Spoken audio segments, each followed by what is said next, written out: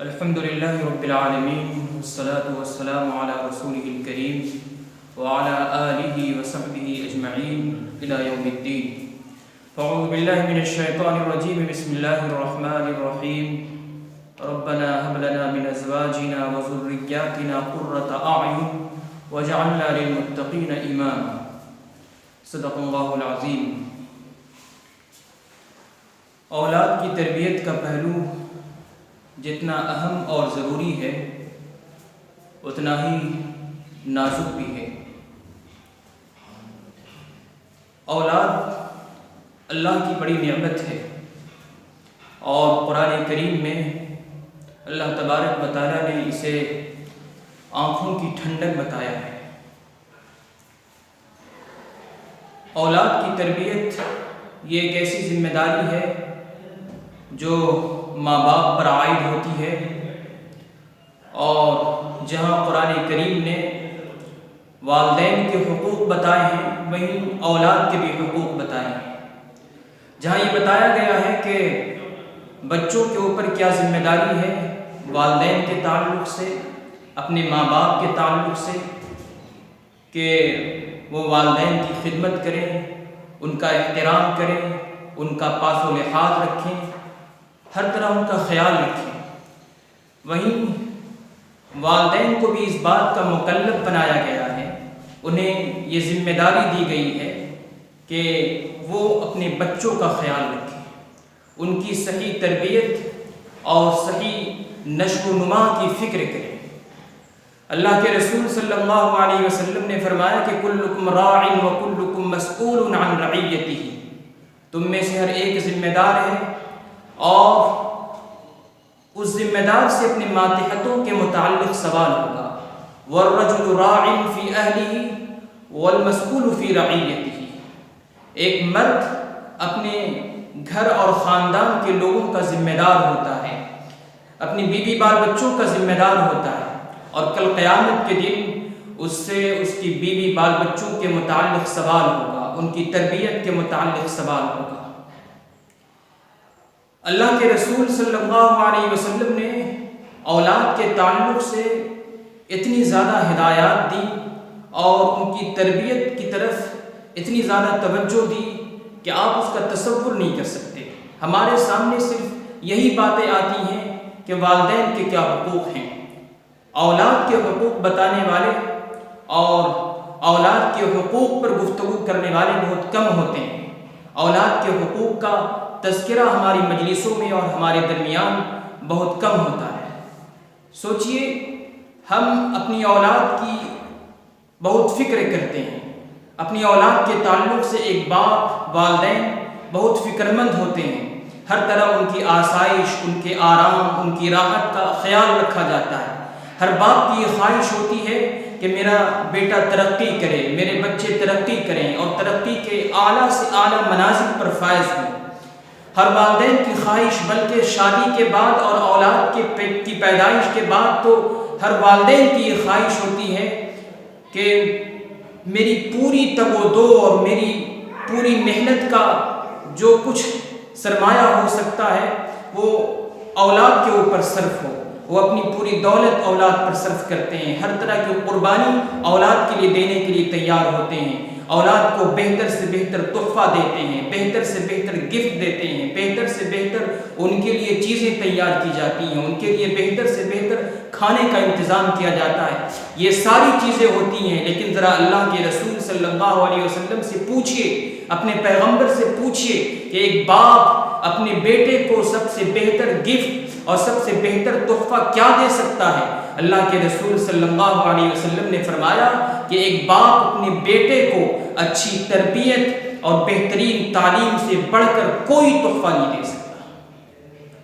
اللہ کے رسول صلی اللہ علیہ وسلم نے تو یہاں تک فرما دیا کہ ایک باپ اگر اپنے بچے کا خیال رکھتا ہے، اس کی تربیت کی فکر کرتا ہے، تو اس کے لیے اللہ کی راہ میں مال صدقہ کرنے سے بھی بڑھ کر ہے یہ کام اور یہ ذمہ داری.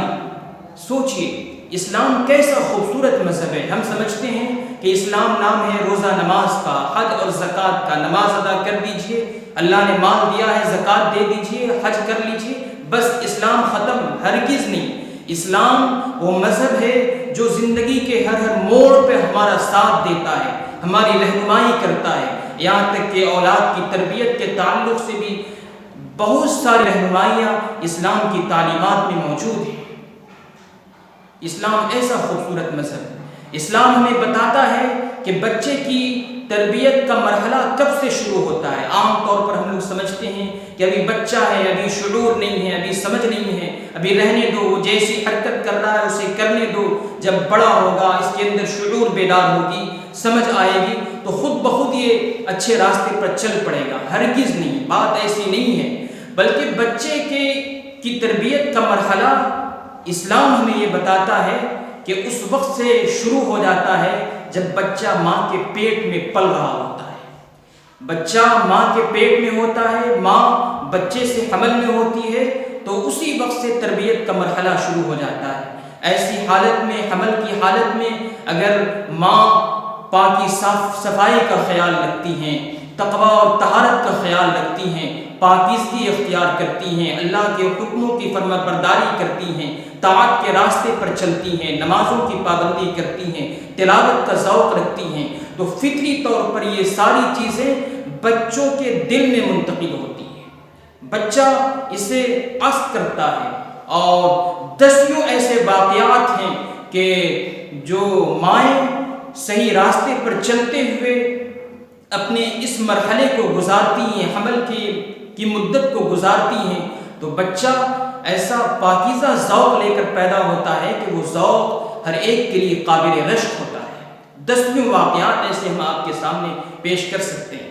آپ نے بہت سنا ہوگا حضرت خواجہ معین الدین چشتی اجمیری رحمۃ اللہ علیہ کا تذکرہ، کیسے بڑے انسان تھے وہ۔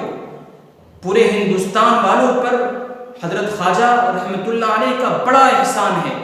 لاکھوں لوگوں نے، ہندوؤں نے، غیر مسلموں نے آپ کے ہاتھ پر اسلام قبول کیا ہے۔ لاکھوں بندوں کو آپ کے ہاتھ پر ہدایت ملی ہے۔ ایسے عظیم انسان تھے، لیکن آپ نے کبھی سوچا کہ وہ ایسے عظیم انسان کیسے بن گئے؟ کیا یوں ہی وہ ایسے عظیم انسان بن گئے؟ ہرگز نہیں۔ ایک موقع کی بات ہے کہ حضرت خواجہ اجمیری رحمۃ اللہ علیہ گھر میں داخل ہوئے اور بہت ہی خوش تھے، اور انہیں اس بات کی خوشی تھی کہ اللہ نے انہیں یہ سعادت دی ہے، انہیں یہ توفیق دی ہے کہ ان کے ہاتھوں پر اللہ نے لاکھوں بندوں کو ہدایت دی، لاکھوں بندے ان کے ذریعے سے ہدایت پائے اور اسلام میں داخل ہوئے۔ انہیں اس توفیق اور سعادت پر خوشی ہو رہی تھی، اور ان کے چہرے پر مسکراہٹ تھی، وہ مسکرا رہے تھے۔ ان کی ماں نے دیکھ لیا، ان کی والدہ نے دیکھ لیا کہ آج میرا بیٹا مسکرا رہا ہے، بہت زیادہ خوش ہے۔ امی نے پوچھ لیا کہ بیٹا کیا بات ہے، آج کیوں اتنے خوش ہو، کیوں مسکرا رہے؟ تو حضرت خواجہ اجمیری رحمۃ اللہ علیہ فرماتے ہیں کہ مجھے اپنی اس توفیق اور سعادت پر خوشی ہو رہی ہے کہ اللہ تبارک و تعالیٰ نے میرے حصے میں یہ بات لکھی تھی کہ ہندوستان کے اتنے غیر مسلم اور ہندوؤں کی ایسی بڑی تعداد، لاکھوں لاکھ کی تعداد میرے ہاتھ پر اسلام قبول کرے گی۔ مجھے اسی سعادت اور اسی توفیق پر، خوش بختی پر خوشی ہو رہی ہے۔ تو ماں کہتی ہیں کہ بیٹا تمہیں خوش ہونے کی ضرورت نہیں، یہ کمال تمہارا نہیں بلکہ میرا ہے۔ اور میرا کمال یہ ہے کہ بچپنے میں جب تمہیں شعور نہیں تھا، جب تمہیں سمجھ نہیں تھا، اس وقت ہم نے یہ خیال رکھا تھا اور ایسا اہتمام کیا تھا کہ ایک دودھ کا ایک قطرہ بھی بے وضو کی حالت میں نہیں پلایا تمہیں۔ جب بھی تمہیں بھوک لگتی تھی، تمہیں بھوک کا احساس ہوتا تھا، ہم اہتمام کرتے تھے کہ پہلے وضو کرتے تھے، اور وضو کے بعد تمہیں اپنی گود میں لے کر دودھ پلاتے تھے، اور اللہ کے ذکر سے اس وقت میری زبان تر رہتی تھی۔ تو وہ اس کا نتیجہ ہے کہ آج اللہ تبارک و تعالیٰ نے تم سے اتنا بڑا کام لیا اور لاکھوں لوگ تمہارے ذریعے سے ہدایت پا رہے ہیں۔ تو جب مائیں ایسی عظیم ہوتی ہیں، ایسی بڑی ہوتی ہیں، تو بیٹے بھی ایسے عظیم اور ایسے بڑے ہوتے ہیں، اور اللہ تبارک و تعالیٰ ایسے بیٹوں کو اپنے بندوں کی ہدایت کا ذریعہ بناتا ہے، قوم ملت کی فلاح کا ذریعہ بناتا ہے۔ لیکن آج آپ دیکھ لیجئے، اپنے گھروں کی حالت دیکھیے، اپنا ماحول دیکھیے۔ آج ہمارے گھروں میں ماؤں کی ایک ایسی بڑی تعداد ہے جو اپنا حسن باقی رکھنے کے لیے، اپنی یہ عارضی خوبصورتی باقی رکھنے کے لیے اور نمائش کے لیے اور اپنی خواہ مخواہ کی جوانی کو باقی رکھنے کے لیے وہ بچوں کو اپنا دودھ نہیں پلاتی، انہیں ڈبوں کا دودھ تھما دیتی ہیں۔ بچے کی پیدائش کے بعد ہی سے اس کے منہ میں چوسنی ڈال دی جاتی ہے اور بچہ چوستا رہتا ہے۔ اور جو مائیں بچوں کو دودھ پلاتی بھی ہیں ان کی حالت بھی ہمارے سامنے ہے۔